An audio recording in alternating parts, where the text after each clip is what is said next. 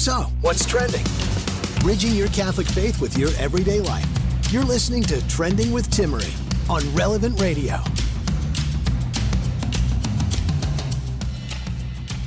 Welcome to our weekly marriage hour. Today on Trending, the celebrity and royal matchmaker Cristina Pineda will join me in just a moment. Her and her sister have been featured, their work on Access Hollywood and so many of the mainstream Hollywood areas, but she's a faithful Catholic and she's here to give us her keen wisdom and insights in the world of dating and relationships. So whether you're dating, married, in a relationship, or trying to matchmake someone, this is your opportunity to become that professional matchmaker with a little bit of guidance from Cristina Pineda.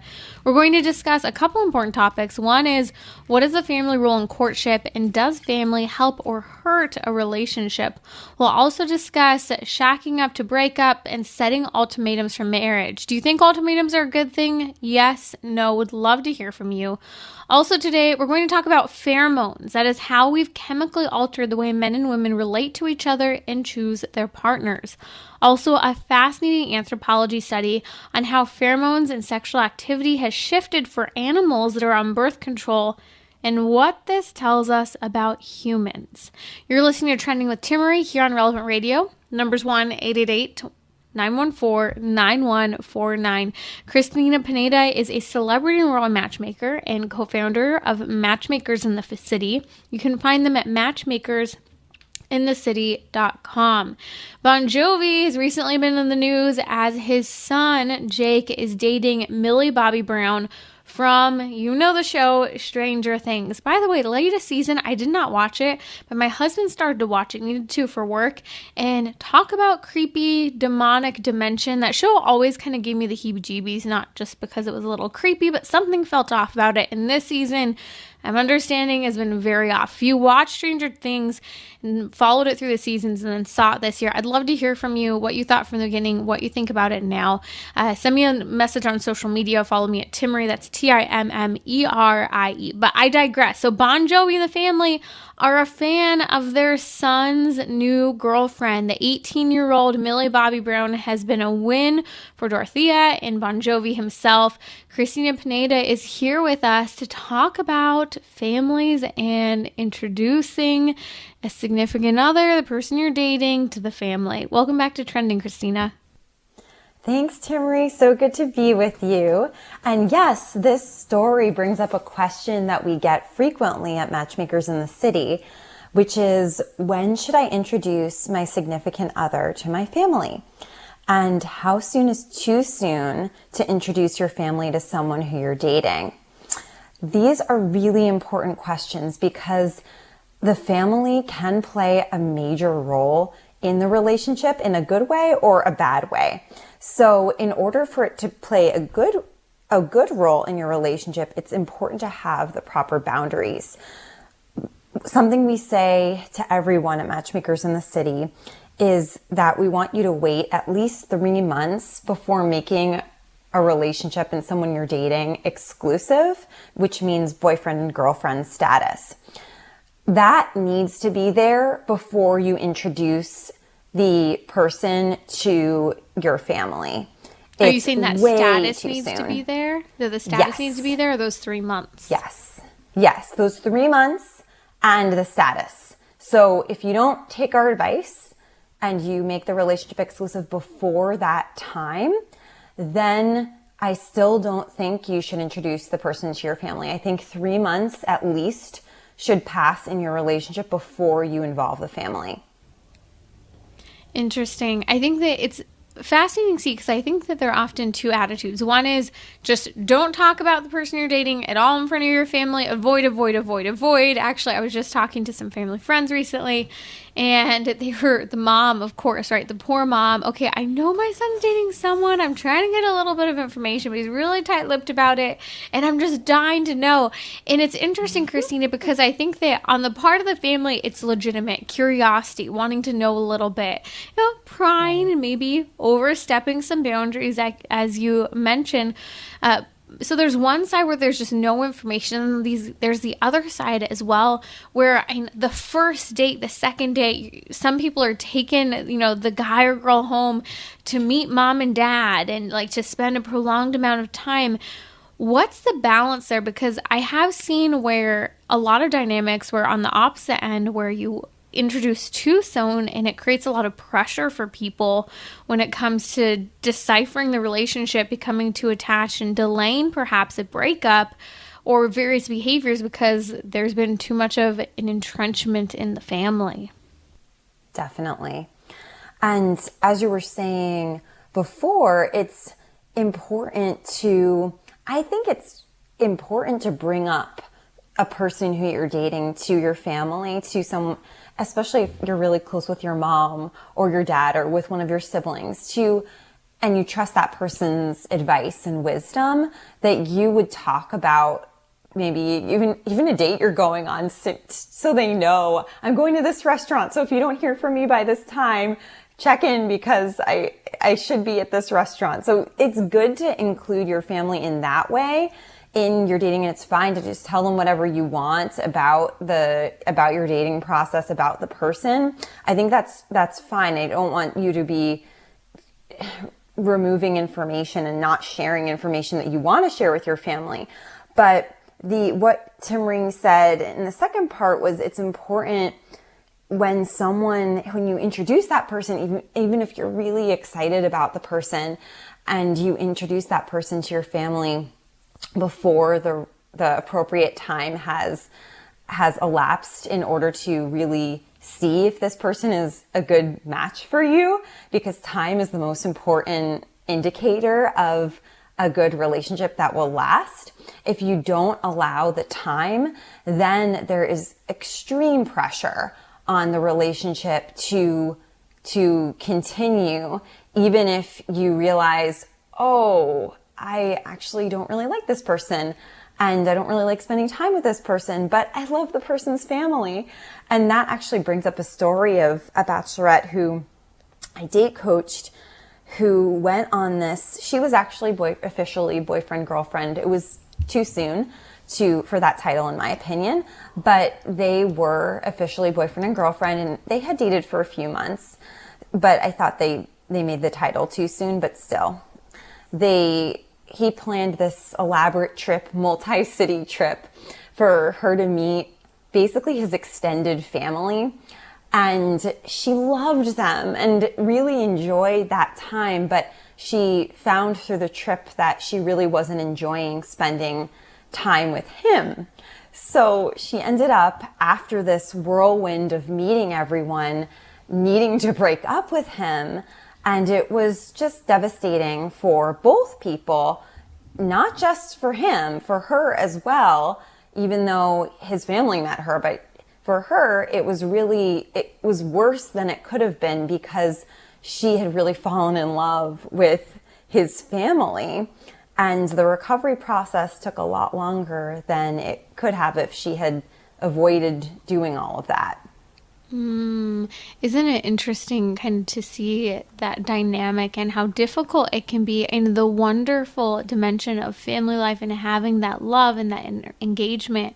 But I've seen often, far too many times, in particular on the part of a woman, where she introduces a man into her family and then has a really hard time when she's ready to break up with him because she feels bad. Perhaps the family's been a good role model on him, or perhaps, there's been just these relationships that have developed, and she goes, wow, if I break up, they're losing that dynamic that can't really be there in the same way necessarily anymore. So it can make for really complicated, I think, situations often. But it's funny, we were talking earlier and you mentioned how this reminds you a little bit of How to Lose a Guy in 10 Days, the Kate Hudson movie. Yes. If you've seen the movie, you know that Kate Hudson is on a first name and phone calling basis with Matthew McConaughey's mom. And this just points out, don't become best friends with your significant other's family members. It creates this strange power play and will make things harder should you break up, as evidenced by the story that I just told you about the Bachelorette. And this also comes down to the fact that the man has to decide to marry you, not his family. a lot of times a woman will say, oh, but what if I ingratiate myself with a family? What if they love me? Then he won't break up with me because he'll see how well I fit. And that's not the way it works. That's actually a manipulative attitude. And I know most women are not trying to be manipulative, but it is if you look at it. And the man actually feels emasculated if he thinks that you're trying to get him to be with you because of you becoming so close with his family. Just bear that in mind. Women, for whatever reason, this is more of a temptation for us than it is for men. That's why I recommend the man bringing up, introducing you to his family and actually meeting his family before you introduce him to your family. And I guess in an extreme case where his family is international and it's impossible to see them for a year plus, that might be different. But in most cases, let him take the reins with family. And you're saying on both sides? Yes. So if you introduce him to your family and vice versa, to allow it to be him who does that. I think that's interesting because I do think that although I think both sides feel pressure when meeting the significant other's family, sometimes it's a little different for the man, especially because he's traditionally the person who proposes. Yes. And that's why I even say for women, I really don't think they need to be spending that much time with your family to begin with. And I think it's totally fine to wait until you know that this is someone who you want to be engaged to. And it could even be, if your parents live out of state, it could be you wait for them to meet your man until he wants to ask for their blessing to marry you. So that's fine, as long as you are doing a really good job of being discerning and taking your time in the relationship and talking to trusted friends, trusted relatives to make sure that this is, and praying about it, obviously, talking to your spiritual director, making sure that this is a really good man for you to be with. If your family or his family live close by, I say keep it to occasional visits where it's not a long drawn out thing or even regular things where you see them until you're engaged. I don't think, it's really hard if you start doing Sunday dinners together. It's going to be really challenging to break up with that person after that. This is interesting because this also follows on a piece of matchmaking advice that you've given that I don't think many people really subscribe to or follow in our current culture. It tends to be that when people date, they tend to date and be all inclusive in one another's lives, spending every single day together, every single down moment. Again, there are many different relationships, so I think we see a lot of this. There's a desire, and I think part of this is because of the delay in getting married, that people are trying to intertwine their lives, and what they really are looking for is marriage, but they're delaying that. So it makes sense. What you're saying makes sense if you follow the context of what you recommend, which is really only spending maybe, a chunk of time 1 or 2 times a week with the person you're dating, which is a lot less than I think what many people think today. So that makes sense within the context of the limited time with family, because you're already supposed to be rationing and having a sense of self-control with how much time you're spending with the person you're dating that's not your spouse yet. Exactly. And that's why you can look at college relationships that a lot of times these people are seeing each other every single day, and most of them end after a month because it's too much too soon. You don't want to follow that paradigm. You want to follow the slow and steady one where you wait until a year. A year is a good time to get engaged. I would say. I know other people disagree with that, but we like to say it's good to see the person in all 4 seasons.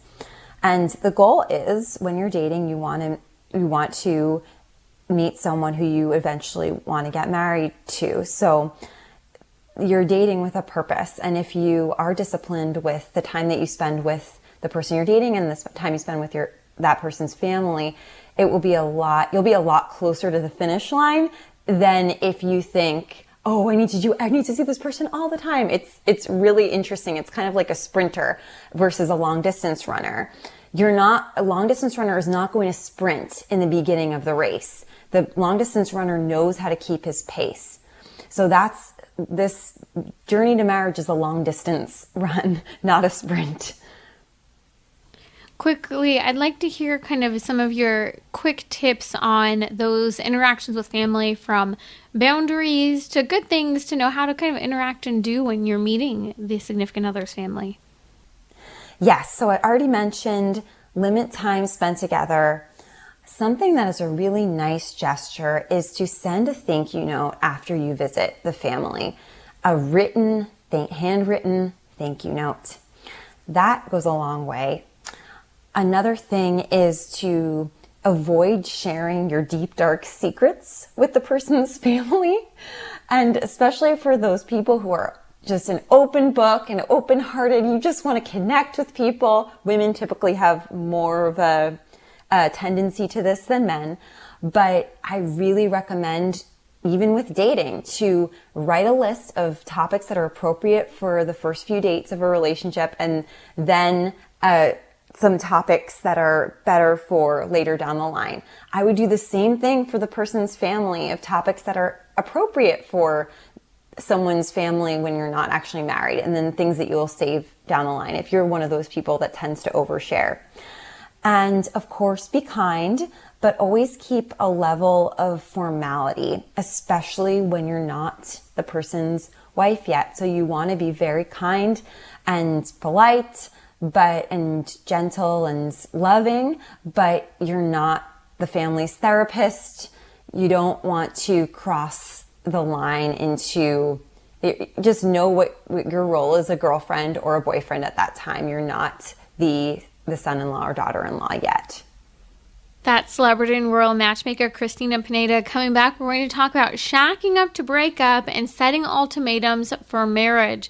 Also, during our weekly marriage hour today on Trending, I'll talk about pheromones and how we've chemically altered the way men and women relate to each other and choose partners. I'll discuss an anthropological study on how pheromones and sexual activity have shifted for animals on birth control and what this tells us about humans. So stay with me. I'll be right back here on Trending.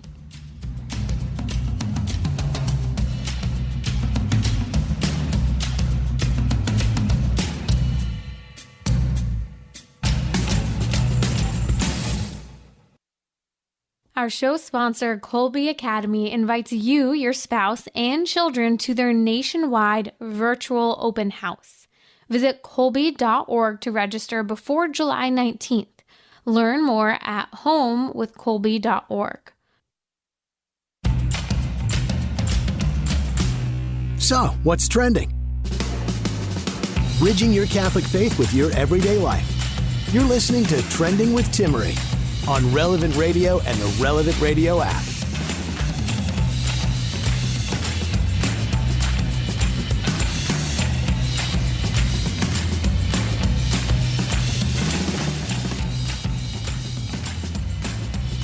Yesterday here on Trending, we talked about a recent study that came out for the Institute for Family Studies on how people who marry in their 20s and who have faith and don't move in together before marriage actually have a higher rate of happiness in marriage and are divorce-proofing their marriages.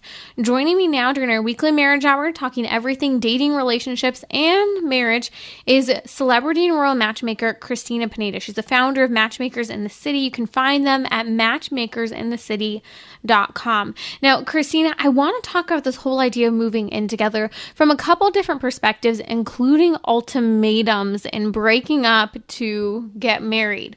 You shared with me that you recently had a couple that had practiced their faith and they were struggling. They actually moved in together. Can you tell me a little bit about them? Yes. So this was a remarkable story. And this couple lived together before they were married. They were both practicing Catholics and very into their faith. And I think they did it to mostly save money. They wanted to, they thought that had enough self-control to live as brother and sister, be celibate, but still live together. And unfortunately, they said it was mostly celibate because the temptation is so great when you're living with someone of the opposite sex, Right. especially someone who you're in a relationship with. Right. Yeah. And it's putting yourself in your occasion, right? Mm-hmm. It is.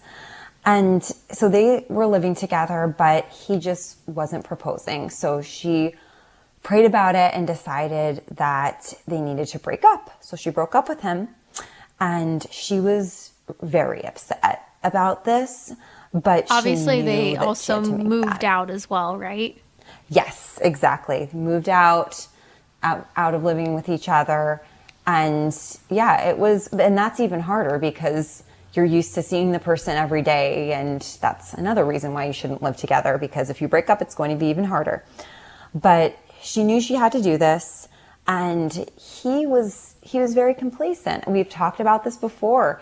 Men do tend to get complacent and not change things if they're basically fine. They're getting they're getting their desires met. They're happy. They don't need to make any major changes. He didn't have the push to marry her because he was already living with her.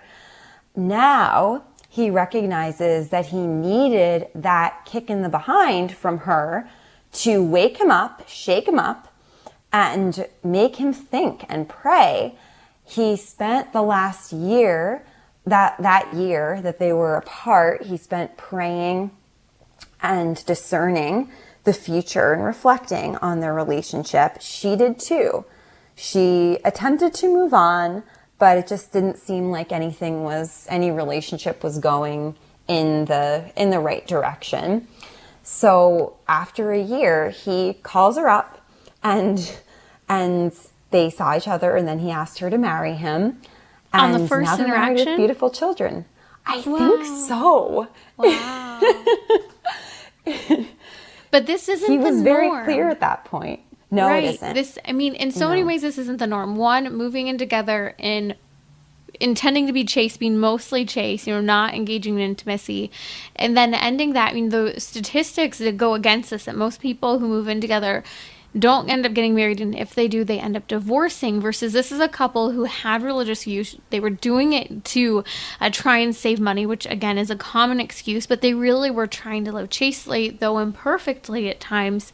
And this isn't the norm, but I think that it proposes really an important thing, such as the fact that although it doesn't sound like she gave him an ultimatum, in a certain respect she did, by saying, okay, you're not proposing, I've been living here, we're trying to live chastely, it's not happening, so this is over, as hard as it is for me. And it brings up the question, are ultimatums good in relationships? Yeah, and I think sometimes they're necessary.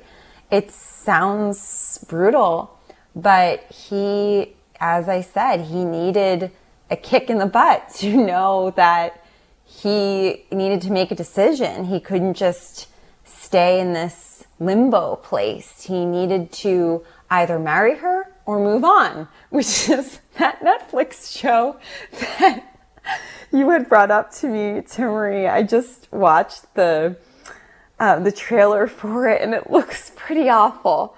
But I do like the title.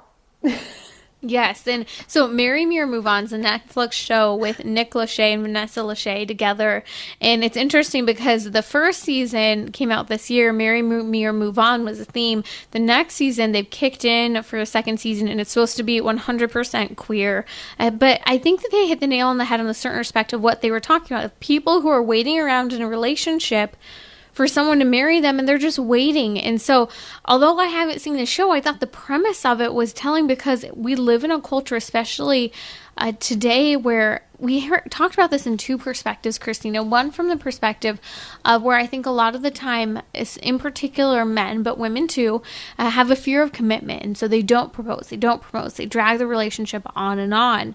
On the other end, a caller called in. I thought it was a really valuable perspective. He said, I think you're giving men kind of the short end of the stick here. He said, I don't think it's just that men are fearing commitment, but it's also they're doing a cost-benefit analysis.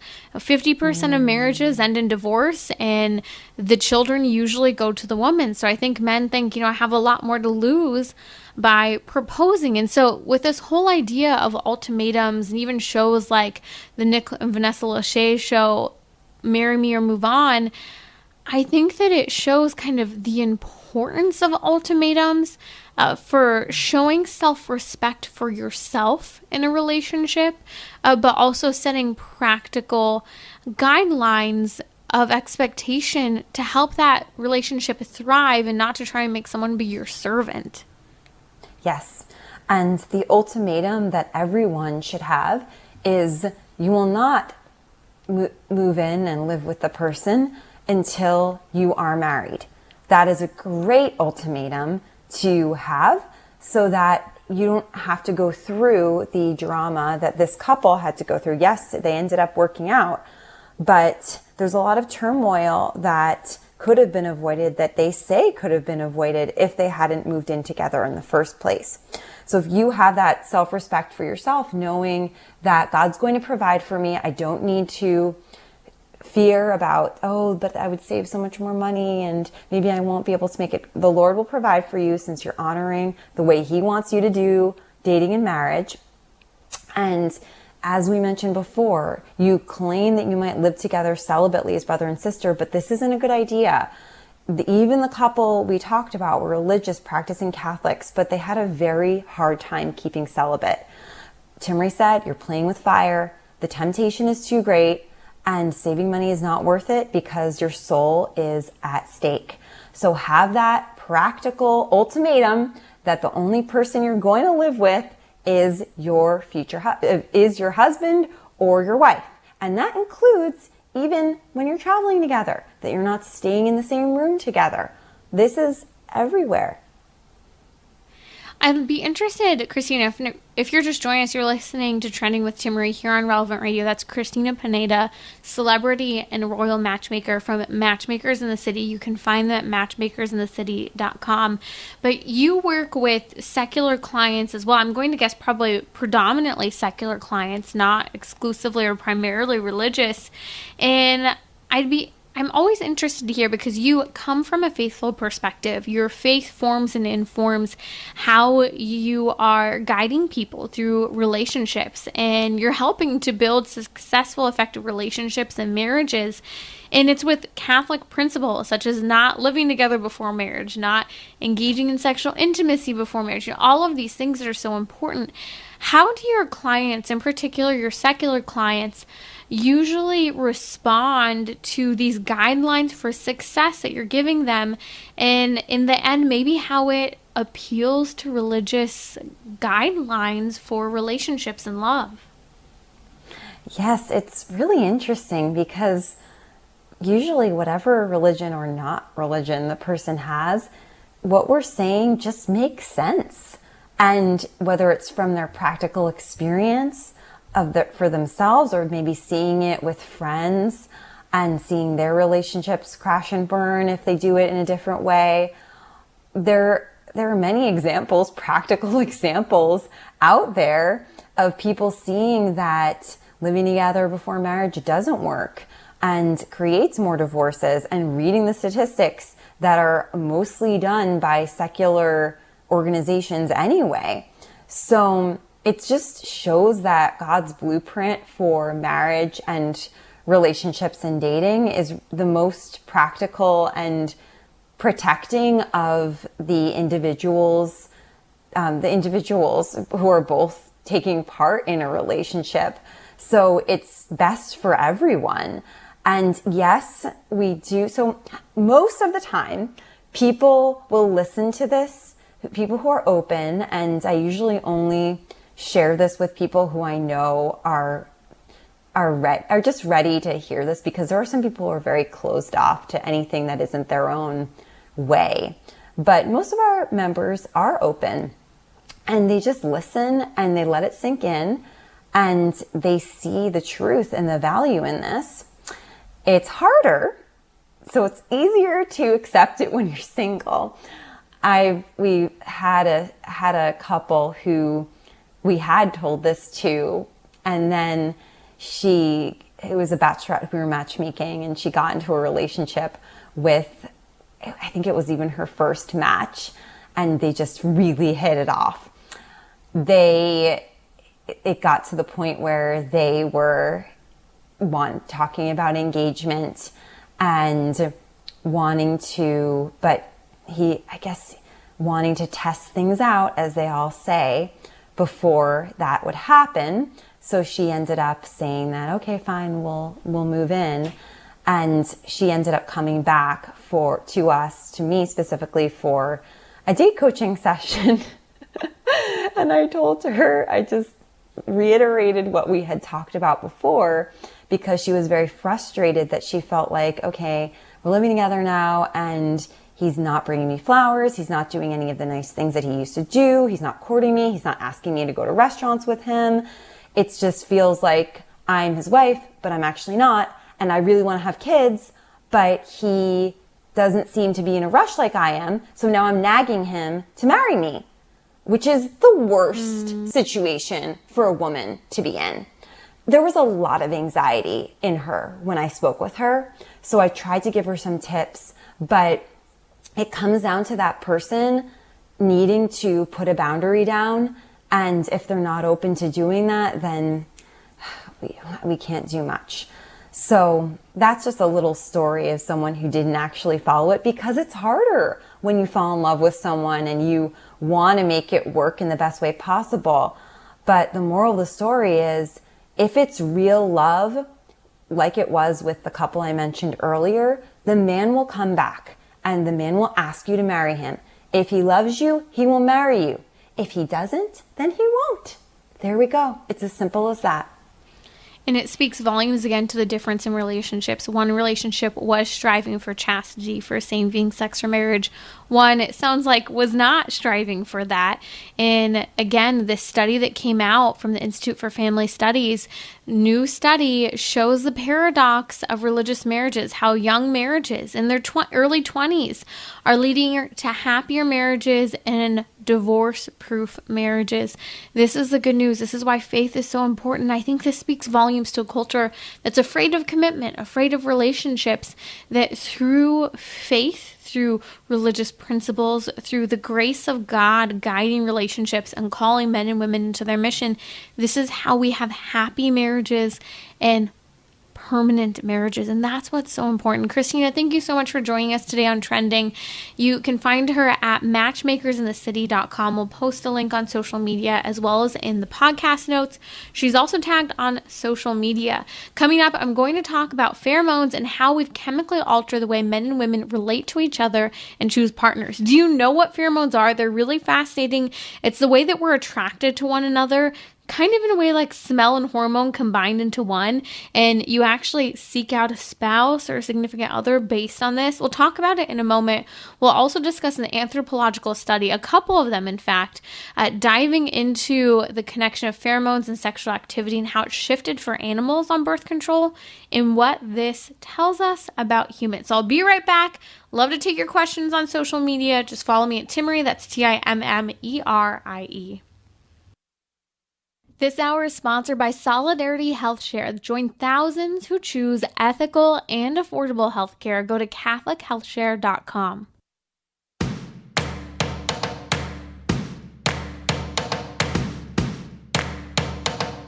We're talking about what you're thinking about. You're listening to Trending with Timmerie on Relevant Radio and the Relevant Radio app. What I'm about to tell you, some of it is absolutely shocking. We're going to get into some anthropological studies and very interesting things about humans and how we relate to one another. It's our weekly marriage hour here on Trending, and as always, we're talking about things that impact dating, relationships, and marriages.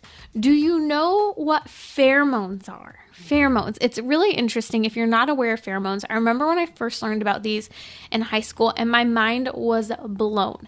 They have to do with how we chemically relate to one another via smell. So the word pheromone, it helps to kind of break it down in the Greek. The word pheromone is a combination of two Greek words, pheron, which means to carry, and hormone, to excite. So pheromone has to do with this idea of carrying and exciting something. So through our scent that we don't really understand that we're perceiving, we are able to carry and excite in others and receive that from somewhere else. This means that helps us in a certain law of attraction of how we relate to one another, searching out for an intimate partner to continue our race, to have children. It's fascinating on a very biochemical, physiological level how the bodies work to complement one another. And this appeals to the complementarity of the human person. So pheromones are there for helping to determine if someone of the opposite sex would make a good match for you.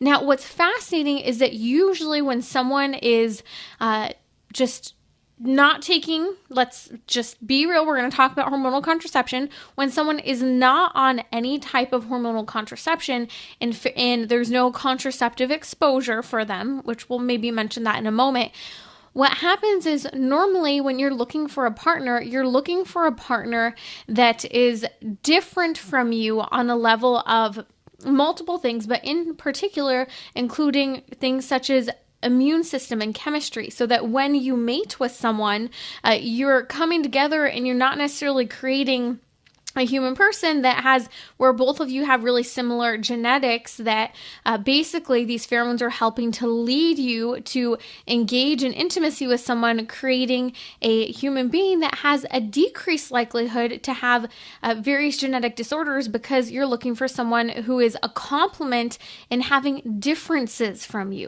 It's really fascinating. We've researched this in the animal kingdom and we see it in humans as well. The body naturally orients toward attracting towards someone that would make the best offspring, essentially. Now, this is really interesting because on a eugenics level and via surrogacy and via in vitro fertilization, we're trying to do this on our own without the natural process of the human body being a part of it. We're selectively choosing and killing babies at times through the IVF abortion process and through surrogacy.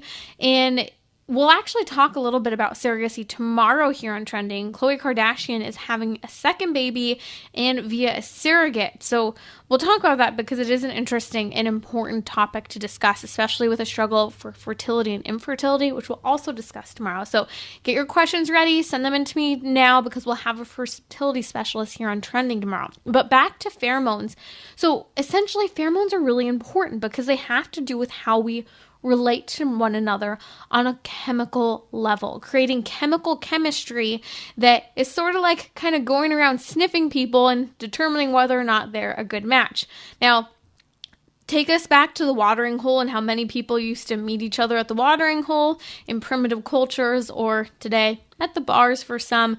But let's take this back to feeding troughs. There's some fascinating research coming out of the Smithsonian from an Israeli researcher talking about pheromones in pig saliva.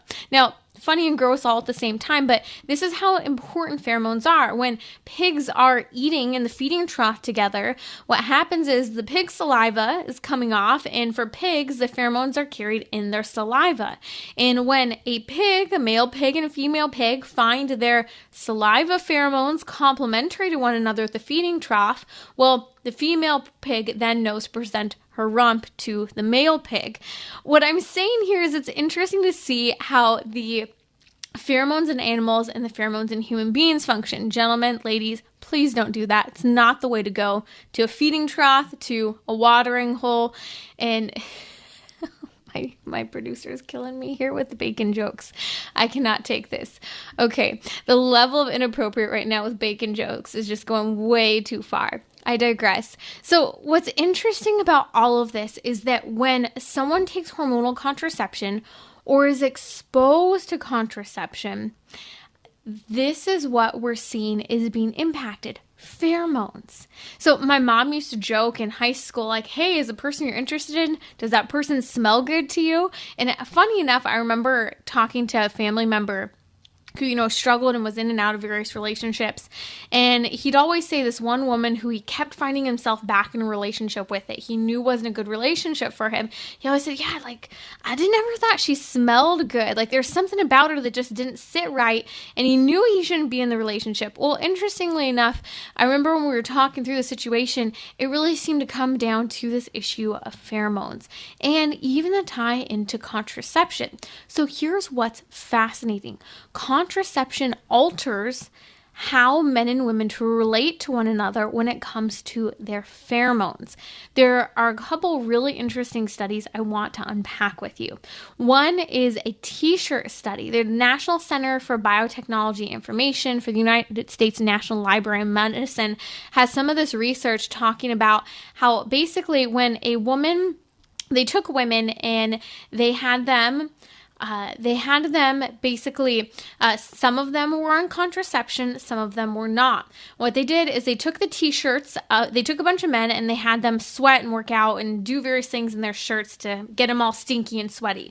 Because although for pigs, they release their pheromones in their armpit area, for human beings, we release our armpits we release our pheromones in our armpits area and our groin area. Now, these two areas, essentially, especially with the use of t-shirts, they had the men sweat in their t-shirts. They then gave the t-shirts to all these different women to smell these stinky, sweaty t-shirts. And the women had to rate these t-shirts and say which ones they were interested in, which ones they weren't. Well, what they were sniffing for wasn't just, does this person have a good BO, bad BO, the right cologne, the wrong deodorant? No, none of that. What they were monitoring was the interest in pheromones. Now, what happened was women who were not on birth control were looking for smells that basically led to complementary smells. Men with good immune systems. Women who were fertile were looking for the genes of men who had good, healthy immune systems. But when contracepting, women were looking for similar biological chemistry. And they were disinterested in complementarity when it came to genetics. But also what some of the research has shown is that women, when they're contracepting, are also interested in men with pheromones who are less faithful in their behavior, men who become dissatisfied with partners, all these things that were really interesting. So what we know in some of the connection to the research on contraception pheromones, what it shows is that we know when a woman's taking hormonal contraception, her body's in what's known as a state of pseudo-pregnancy. Some of the contraception works to try and trick the body into thinking it's already pregnant so it won't and can't get pregnant. This is part of the reason why some of the symptoms for women who are on birth control can be some of the worst symptoms that some women who are pregnant experience. Well, what's happening is that the woman, when she's pregnant, it usually tends to be that when a woman's pregnant, she looks to spend time with people who are familiar to her. In particular, family, who have similar chemical makeup as her, because she's looking for something familiar and what, God willing, coming from a good family, would be safe. This is what the body's orienting toward. But when she's not on hormonal contraception, her pheromones are normal. She's looking for a chemical complement. So what's interesting, especially if someone comes from, let's say, an abusive or unhealthy family relationship and they're taking hormonal contraception. When you're on hormonal contraception, you're actually going to be interested in people more similar to your family members, which in particular might not necessarily be a good thing if you come from a not so great family. So women who are on contraception don't choose the same type of men they would if they weren't on contraception. This is why we're running into a major crisis. Women are on contraception. They then get married. At a certain point, they decide that they don't want to be on contraception anymore. Next thing you know, they are starting to have normal ovulating cycles. Their hormones and their pheromones have shifted, and they're interested in different pheromones than the situation that they put themselves in, and their partners, their spouses, often tend to be not as interesting to them. So what we're seeing is a lower success rate in marriages where people had been contracepting beforehand because the interest shifts and changes based on the chemical complementarity that was meant to be there. Some of the research is absolutely fascinating. What we're seeing essentially is that through hormonal contraception, we're changing the very law of attraction that's written into our chemistry, trying to create healthy children and healthy relationships. And I think that a lot of this reveals to us the importance of talking about healthy relationships, healthy practices such as not using contraception, but also it does make the case for, we know there are a lot of endocrine disruptors out there today, and one of them includes the fact that our water has been significantly impacted by the shedding of hormonal contraception via urination into the blood, into the water system. And what we're seeing is that in studies such as Colorado study and around the world, there's a high level of hormones, estrogen and progesterone, are in our drinking water that's impacting women's fertility, but also could be impacting as well our pheromones and how we are relating to one another. Now, tie this for a moment because I think it's really interesting to connect to. In the anthropology study that I read by anthropologist Lionel Tiger, he has a fascinating book, by the way, Decline of the Male, that gets into a lot of animal studies and the connection to humans. Some of this stuff is absolutely fascinating, but one of his studies points out how pheromones and sexual activity has shifted for animals on birth control and what this tells us about humans. So what he did is he reveals the study of a tribe of macaque monkeys in the Caribbean island. And he studies the tribe's leader, the male leader, Austin, who's an alpha male that if you don't know this, monkeys are rather active when it comes to intimacy and usually tends to have 3 exclusive partners. Well, what happened was really interesting. Because the monkey usually only has 3 exclusive partners, what they did is they were able to study a little bit of contraception use in these animals. So Austin, the alpha male, has 3 exclusive partners. Well, what they do is they take 2 of the monkeys, the female partners, and they give them the common birth control Depo-Provera. Well, what happens is we see a change in the libido for Austin and the monkeys. And what happens is that Austin still continues to mate with 3 female monkeys, but the 2 that had been given Depo-Provera were replaced, switched out with 2 others after having been exclusive for a long time with those 3. Well, after this trend continued, the researchers tried something new. They gave all the female monkeys Depo-Provera. Well, what happened is Austin, the alpha male monkey, ceased mating with all the female monkeys, not just those 3, but all of them. While monkeys are very active in that area when it comes to intimacy, the male monkeys became confused when all the female monkeys were no longer interacting in the same way with their fertility and with their pheromones. So what happened is all the male monkeys became confused. They began, get this is what's shocking about this study and kind of a lot of gross, but I think it's interesting in connection to society. So the male monkeys began interacting with one another, you know what I mean? And they also, even if they interacted with the female monkeys, they were not having completed intercourse with the female monkeys. What does this say about the vast majority of females since the 1960s? Well, one, we've seen a massive change and decrease in libido for men and women, particularly women. Men still more interested, women not so interested, and men not interested in the same type of women. What we've also seen in the last 50 years has been the sudden onset of an increase in same-sex attraction, gender dysphoria. Men who just, although they want to date and marry women, are stepping out of the dating game because they're just not interested in the women they are seeing out there or interacting with. What's happening? Well, because of hormonal contraception, we've completely altered the way men and women relate to one another on a biochemical level. The bodies are being tricked and manipulated, and as we saw with this monkey study, it's not just leading certain monkeys not be interested in certain female monkeys that are on contraception. It's also leading male monkeys to be confused about their sexual orientation and to be confused and interacting with one another and not completing interaction with the opposite sex. All of this is fascinating, a lot gross, but it's telling of exactly what's happening in society and how widespread and massive the fallout of contraception has been. It is a group 1 carcinogen impacting and damaging women's bodies. It leads to an increase in the risk of stroke, migraine, depression, anxiety, nervousness for women.